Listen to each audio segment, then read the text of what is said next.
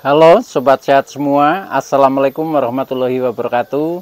Salam jumpa kembali dengan saya Sugito di channel Berbagi Sehat, channel edukasi dan motivasi seputar asam lambung, gejala inisiatif psikosomatis. Berdasarkan pengalaman saya sebagai orang yang pernah mengalami penderitaan asam lambung, gejala inisiatif psikosomatis.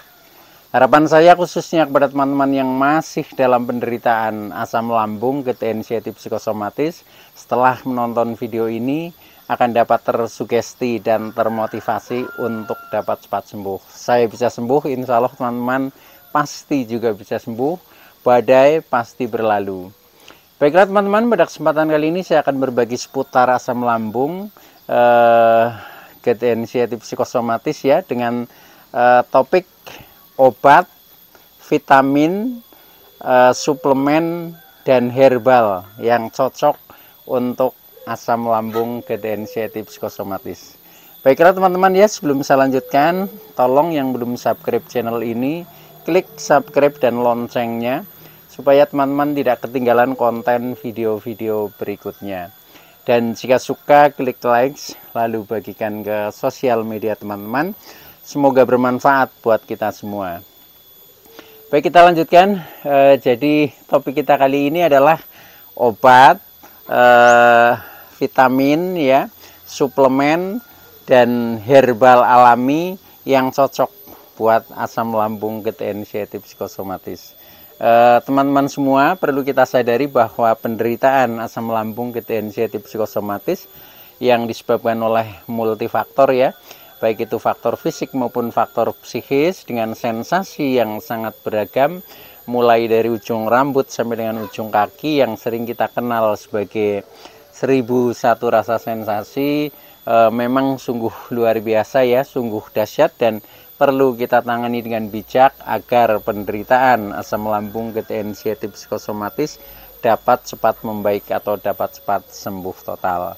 Nah, khusus pada session kali ini saya berbagi tentang topik ini ya, yaitu tentang obat, tentang vitamin, tentang suplemen, tentang herbal ya, khususnya yang pernah saya konsumsi. Ini juga sebagai jawaban ya atas pertanyaan subscriber setia ya yang menanyakan ya. Jadi Pak Gito apa obatnya ya, Pak Gito suplemennya apa, Pak Gito vitaminnya apa, sampai Pak Gito herbalnya apa yang dikonsumsi ya.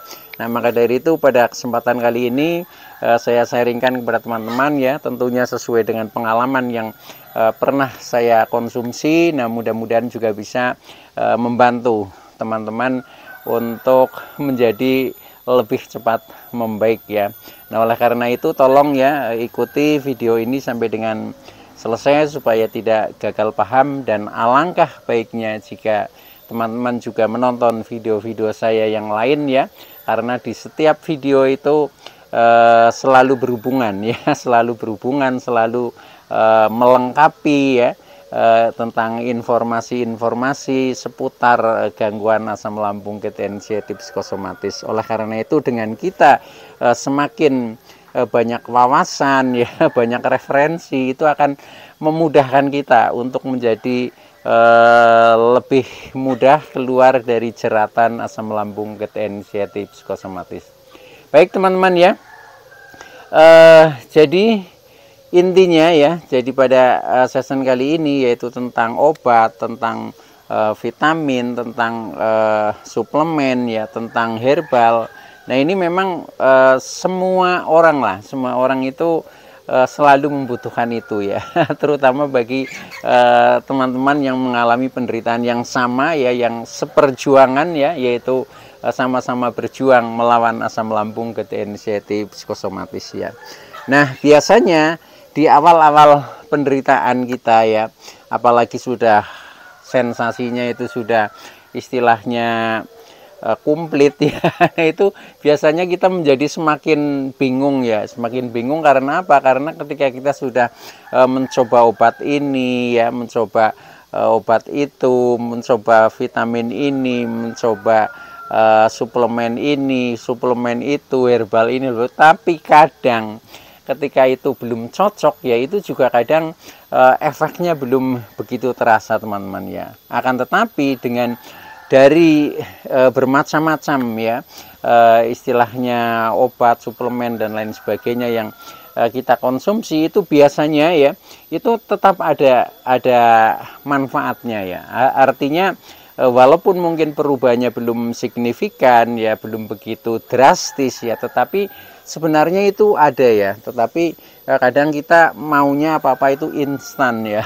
Begitu kita mungkin makan obat maunya langsung sembuh. Seperti itu ya.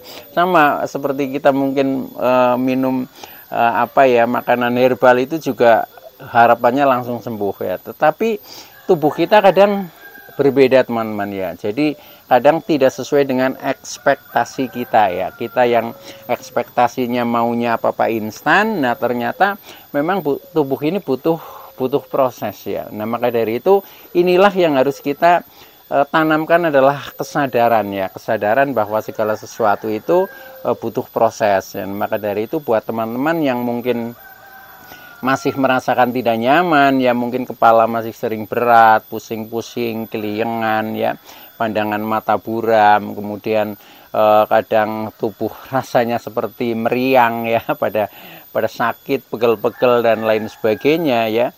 Nah itulah karakter dari asam lambung ketensiatif psikosomatis. Maka dari itu ya di sini memang kita butuh kesadaran, kesabaran ya, bahkan keikhlasan untuk menjalani hal itu. Tetapi sejalan dengan ikhtiar kita pasti nanti akan membaik teman-teman. Jadi buktinya ya karena saya sudah mengalami sehingga saya bisa ngomong seperti ini ya. Maksudnya ketika teman-teman sedang mengalami seperti itu, sekalipun sedang posisi drop ya tetap optimis ya, tetap optimis, pasti nanti akan membaik ya. Karena apa? Karena penderitaan asam lambung ketensiatif psikosomatis selain kita menderita secara fisik ya, yaitu dengan adanya gejala-gejala atau sensasi-sensasi yang kita rasakan yang betul-betul tidak nyaman ya, itu juga psikis kita terganggu ya. Jadi mental kita juga menjadi down ya, menjadi istilahnya mental kerupuk ya, mau pergi bentar sedikit aja kadang kita nggak berani. Nah ini kan perubahan mental yang menjadi down itu seperti itu ya. Nah belum lagi pikiran yang selalu negatif, perasaan yang selalu merasa tidak bahagia ya, emosi yang kecenderungannya kita menjadi mudah marah dan lain sebagainya. Ini adalah perubahan-perubahan mental atau psikis kita yang memang juga harus kita tangani, dan itu hubungannya erat dengan asam lambung ya. Ketika kita secara psikis tidak normal ya, artinya mungkin secara pikiran juga banyak tekanan, akhirnya kita menjadi semacam stres. Nah otomatis ini direspon oleh lambung ya, yang akhirnya mungkin asam lambung menjadi naik, akhirnya terjadi GERD ya. GERD memicu sensasi menjadi bermacam-macam sensasi kita rasakan menjadi tidak nyaman. Nah, itu seperti itu, sehingga harus kita tangani ya dua-duanya, secara fisik juga kita tangani, secara psikis juga kita tangani. Nah, tetapi kembali kepada topik adalah yang berhubungan dengan obat ya, karena sering teman-teman menanyakan tentang obatnya apa, itu selalu seperti itu ya. Nah, untuk obat ya, untuk obat sebenarnya kalau gangguan kita terutama lambung ini biasa-biasa saja ya, dalam arti kita adalah sakit lambung yang biasa, contohnya seperti emah ya dan lain sebagainya, itu memang sangat dibutuhkan obat ya. Nah itu untuk obat ya, rekomendasi saya itu ya obat yang dari dokter ya, karena bagaimanapun juga karena dokter sebagai ahlinya ya untuk memberikan obat. Nah itu kita percayakan itu. Maka dari itu buat teman-teman yang selalu istilahnya bertanya tentang obatnya, silahkan saja untuk konsultasi ke dokter ya, ke dokter. Nah biasanya di awal-awal itu kita ke dokter umum ya, dulu saya itu awalnya seperti itu. Nah biasanya kalau dokter umum itu juga belum membaik, biasanya meningkat ke spesialis dalam. Nah itu seperti itu, biasanya alurnya begitu. Nah itu ikuti saja ya, ikuti saja, dan nanti kita juga akan menjadi semakin paham, semakin jelas tentang istilahnya gangguan kita ya, atau penyakit kita itu loh. Kadang kita masih bingung juga dengan penyakitnya itu sebenarnya sakit apa, itu kadang kita juga masih bingung ya. Nah biasanya ketika itu permasalahannya di lambung ya, itu obat-obatnya ya biasalah, hampir sama ya, tetapi kadang ada perbedaan ya. Kalau saya dulu itu mulai dari obat seperti ranitidin ya, lansoprazol ya, itu sejenisnya lah. Pokoknya obat-obat ya, obat-obat lambung seperti itu. Nah, tetapi secara keseluruhan saya tidak hafal ya.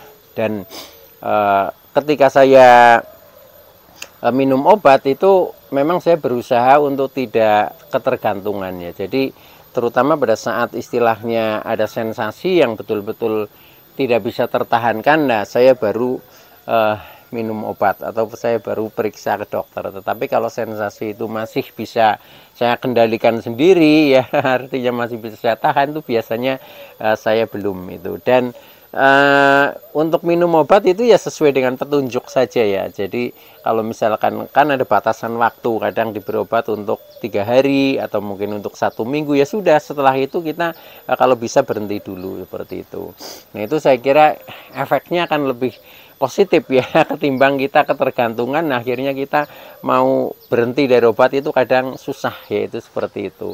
Apalagi ketika misalkan kita sudah mencoba minum obat tetapi juga faktanya sensasi masih bermunculan. Nah, ini kan mungkin juga harus ada jalan lain ya, jalan lain yang mungkin menjadi lebih tepat ya. Bukan berarti obatnya tidak tepat ya, tetapi memang belum maksimal atau belum cocok, itu hanya seperti itu. Baik ya, itu tentang obat. Jadi intinya untuk obat, rekomendasi saya itu yang dari dokter. Jadi silahkan teman-teman ketika membutuhkan obat ya, itu periksa saja ke dokter, pasti nanti akan dapat obat itu. Nah kemudian yang kedua yang berhubungan dengan vitamin ya. Nah kalau vitamin ini, karena vitamin kan ini sebenarnya sumbernya makanan ya. Jadi kalau walaupun kita tidak minum vitamin yang secara kimia ya, contohnya kita beli di apotek atau mungkin kita dikasih dari dokter, nah itu kan sifatnya kimia ya. Nah itu bisa saja sebenarnya disuplai dari makanan teman-teman ya. Jadi kalau kita memang makannya ini istilahnya enak ya, enak makan, kemudian makannya cukup, itu saya kira juga vitamin di dalam tubuh juga akan baik ya, artinya akan cukup. Nah tetapi waktu itu saya jadi ada tambahan vitamin ya, walaupun tidak, saya nggak mengkonsumsi dalam waktu yang lama ya. Waktu itu saya hanya membeli satu bungkus lah ya, satu botol kecil itu ya. Nah itu yang saya pakai itu adalah vitamin B kompleks teman-teman ya, B kompleks itu. Nah itu memang ketika kita istilahnya sering tegang ya pikiran, kemudian badan agak pegel-pegel, nah itu mengurangi ya, mengurangi seperti itu. Tetapi itu tidak berlangsung lama ya. Tentang mereknya silahkan lah, saya kira sama saja ya, sama saja. Yang penting intinya itu B kompleks. Nah itu menjadi tubuh menjadi agak lebih rileks ya. Itu seperti itu yang saya rasakan itu seperti itu. Nah itu untuk vitaminnya ya, pakai B kompleks itu seperti itu. Nah kemudian yang lain lagi tentang suplemen teman-teman ya. Nah suplemen ini juga bermacam-macam ya. Kalau kita mau cari misalkan seperti di apotek ya, itu banyak ya, ada apa ya, Imbos, ada apalah, pokoknya bermacam-macam lah itu. Nah itu saya juga tidak hafal ya merek-mereknya, cuma untuk suplemen itu saya anggap sebagai suplemen ya. Nah itu saya hanya minum madu murni teman-teman, madu murni saja ya, karena ini keyakinan saya ya, karena madu itu istilahnya ya sunatullah lah, itu sebagai obat ya itu. Bahkan itu obat apa saja sebenarnya seperti itu. Ternyata karena memang kandungannya yang multivitamin juga ya, maka itu saya anggap sebagai suplemen. Nah itu saja. Kadang ada yang cocok, ada yang tidak ya, ada yang cocok, ada yang tidak. Nah itu, tetapi kalau menurut saya yang menjadikan cocok dan tidak itu karena dosisnya teman-teman ya. Karena saya sudah mencoba-coba ya, waktu itu sehari ya saya minum 3 kali ya, contohnya pagi, siang, kemudian sore ya. Nah, setiap minum 1 sendok itu madunya, madu murni. Nah, itu ternyata menjadi tidak nyaman ya. Jadi rasanya ini perut menjadi tambah panas ya, akhirnya menjadi rasanya tidak nyaman, agak perih dan lain sebagainya. Nah, itu karena minumnya itu. Jadi 3 kali 1 sendok 1 sendok. Nah, kemudian saya rubah lagi. Nah, ternyata yang cocok di saya yaitu saya minum madu hanya 1 sendok ya, itu sekali saja itu bisa pagi, bisa diminum sore, itu sama saja. Tetapi saya seringnya itu sore ya. Ketika sore sudah ini apa, habis makan malam, nah itu saya baru makan itu. Nah, itu ternyata memang paginya kita menjadi lebih energik, rasanya itu seperti itu ya. Nah, itu jadi intinya sebenarnya dosisnya ya. Kalau mungkin teman-teman yang merasa tidak cocok, nah itu mungkin perlu ditinjau kembali tentang dosisnya ya, karena pengalaman saya itu seperti itu. Nah, maka dari itu ya, itu makanya kita harus mencoba ya, mencoba itu seperti itu. Nah, itu tentang suplemen. Jadi saya hanya memakai madu murni, dan saya minum cukup 1 sendok 1 hari. Itu seperti itu ya, itu yang paling cocok. Dan itu juga tidak berlangsung lama teman-teman ya. Jadi saya biasakan itu kalau yang bersifat seperti tambahan-tambahan, apa itu obat, apa itu herbal, apa itu vitamin ya, apa itu suplemen, itu memang saya buat supaya tidak ketergantungan. Jadi wajar ketika kita memang merasa tubuh ini agak ada rasa ya, atau agak melemah, memang kita harus itu tambah dengan itu, contohnya suplemen ya. Tetapi suplemen juga sebenarnya sama dengan itu, sebagai sari makanan ya. Ketika kita makannya memang sudah normal ya, sudah, kita harus tinggalkan itu semua supaya tidak ketergantungan. Nah, itu seperti itu. Nah, kemudian yang berikutnya ya, jadi obat sudah, kemudian vitamin sudah, kemudian suplemen sudah ya, ini madu. Nah, kemudian yang keempat ya, ini tentang herbal ya, herbal atau ramuan alami atau makanan sehat lah istilahnya, seperti itu ya.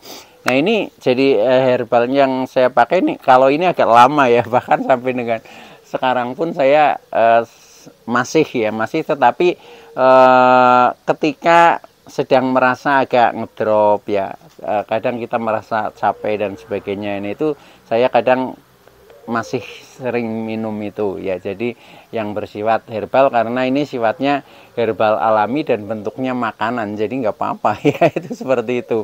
Nah, itu yang pertama ya, itu yang paling menurut saya ini istilahnya mengatasi, yaitu saya waktu sedang posisinya masih serius di dalam penderitaan asam lambungnya, itu saya rajin minum air kunyit teman-teman. Nah, air kunyit itu mudah buatnya ya, bahkan pohonnya saya juga ada nanam itu, dia ada di sana ya. Itu gampang ya. Ini itu dalam 1 hari itu saya hanya ini ya, 2 ruas kunyit, kita cuci bersih, kemudian kita iris tipis-tipis ya, kemudian kita tuang di gelas ya, pakai gelas teh itu yang agak besar ya. Nah, itu kemudian kita tuangkan air yang mendidih. Hanya seperti itu, tunggu sekitar ya 20 atau 30 menit ya, sudah agak dingin. Nah, kemudian kita minum. Dan itu tambahannya yang sering saya lakukan itu hanya saya tambahi sedikit garam ya, sedikit garam. Kalau mau ditambah madu juga boleh di situ ya. Jadi tambah sedikit garam, kemudian kalau ada madu ditambah madu, kalau enggak ya sudah langsung diminum aja, tidak pakai gula ya. Itu yang saya lakukan seperti itu. Nah, itu ternyata cukup mengatasi ya, cukup mengatasi keluhan-keluhan yang ada di dalam lambung kita ya. Itu jadi karena memang kunyit ya, yang warna kuningnya itu ya, yang istilahnya mengandung kurkumin, itu memang bisa mengatasi ini seperti iritasi ya,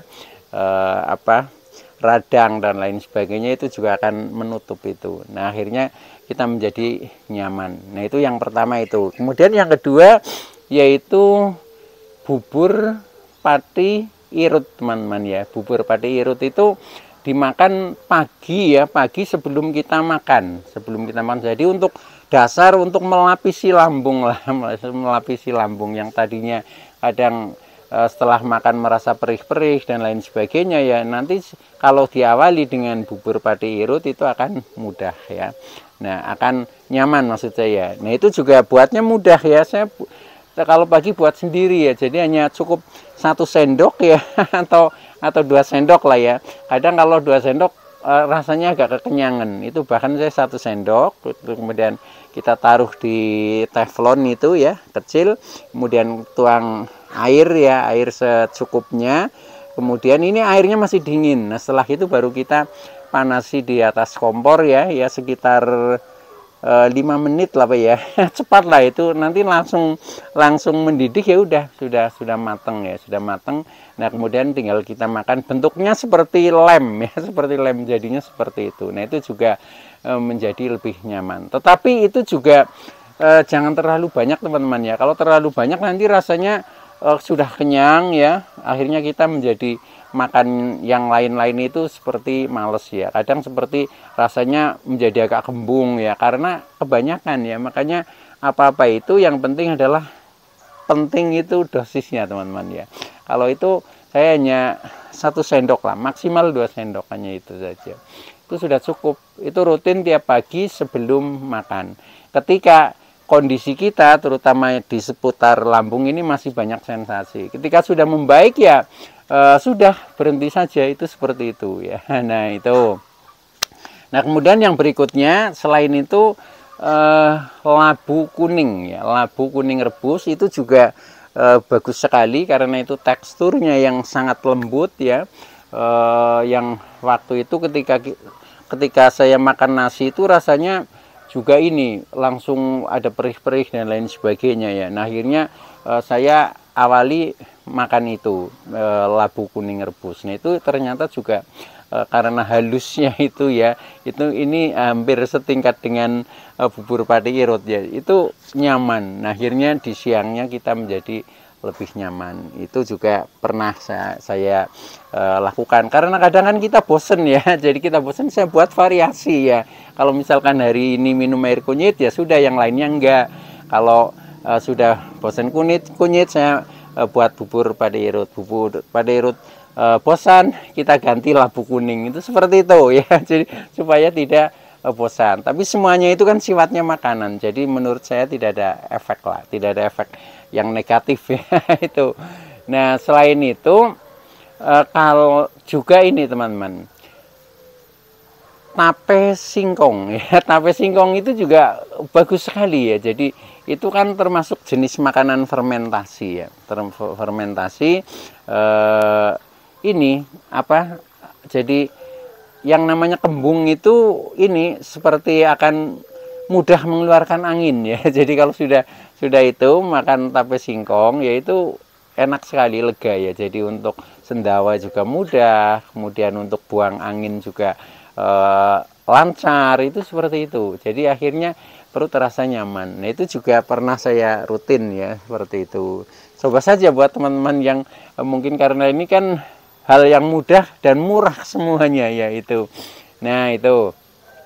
Nah, kemudian kalau dari buah ya, dari buah itu yang saya pernah rutin dan menurut saya itu juga istilahnya bermanfaat ya, pisang kepok teman-teman ya. Jadi pisang kepok itu beda dengan pisang-pisang yang lain ya, pokoknya rasanya juga beda ya, ternyata manfaatnya juga beda. Nah, itu juga mengatasi seperti kembung, sembelit ya, itu semuanya menjadi nyaman itu. Nah, dan masih banyak lain lagi lah, sampai dengan ya misalkan saya susah tidur ya, nah itu saya makan petai teman-teman ya. Jadi petai itu ya nggak usah banyak-banyak lah, paling sekitar 5 sampai 7 biji saja ya. Itu setelah itu untuk tidur itu mudah. Nah itu kan suatu pengalaman ya, maksudnya pengalaman. Nah mungkin teman-teman boleh dipraktekkan juga ya, walaupun ada yang bilang ya petai itu kadang menjadikan tidak nyaman, tapi kalau menurut saya enggak, justru rasa-rasa seperti sembelit itu akan menghilang juga ya. Yang penting jangan kebanyakan ya. Itu kalau kebanyakan memang iya kadang menjadi rasanya bengkek ya, kemudian ini apa di pinggang lah ya, di pinggang itu agak tegang atau gimana itu, seperti itu. Nah baik teman-teman ya, itu dulu yang bisa saya sampaikan. Mudah-mudahan teman-teman yang masih dalam penderitaan asam lambung ketensiasi psikosomatis akan segera sembuh. Saya bisa sembuh, insya Allah teman-teman pasti juga bisa sembuh. Badai pasti berlalu. Oke, terima kasih atas like, subscribe serta komennya. Sekian, wassalamualaikum warahmatullahi wabarakatuh.